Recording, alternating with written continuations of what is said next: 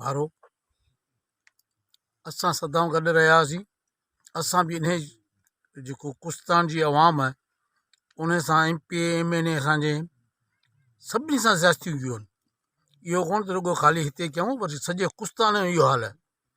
असां जेका बग़ावत कई असां इन जे करे कई आहे, ज़ाती असांखे तकलीफ़ कोन हुई, चारे काबू ख़ान या मलक चंगेज़ ख़ान या हाजी रमज़ान असांखे हुयूं। असां ते वधि में वधि केस आहे, पर असां वटि सैप हुई, असां उहो उनखे मुंहुं पिया ॾियूं।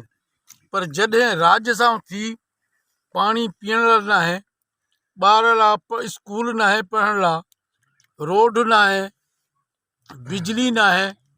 वॾी ॻाल्हि त करे त जी लेडीस का डिलीवरी जो मसइलो थिए थो त लेडीस वीचारी पुॼंदे पुॼंदे उहो मरी थी वञे।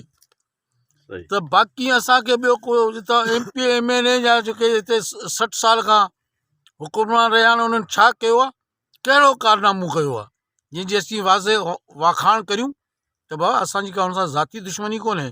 असांजी दुश्मनी जेके ग़रीब ॻोब वेठा आहिनि जिन खे पाणी पीअण लाइ न आहे, उन जो ई असीं चऊं था त बाबा तूं कमु कर, नेक वारो कमु कर, स्कूल ॾे, अस्पताल ॾे, भला पाणी पीअण जो त फ़र्ज़ु आहे न।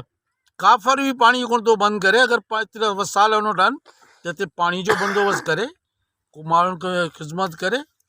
असां इहो ई पंहिंजो जेके बि दोस्त गॾु आया आहियूं, असांजी कोशिशि इहा आहे जेको असांजे बिरादर ग़रीब चुपिजे वेही उनजो आवाज़ असीं बणिजूं। असांखे उनजो अलाह पाक सभु ॾींदो अज़र।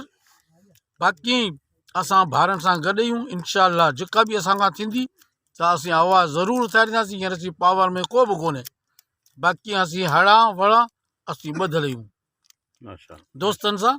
जंहिंमें त ख़ासि केली रहनि था, सोरा रहनि था, पालारी रहनि था।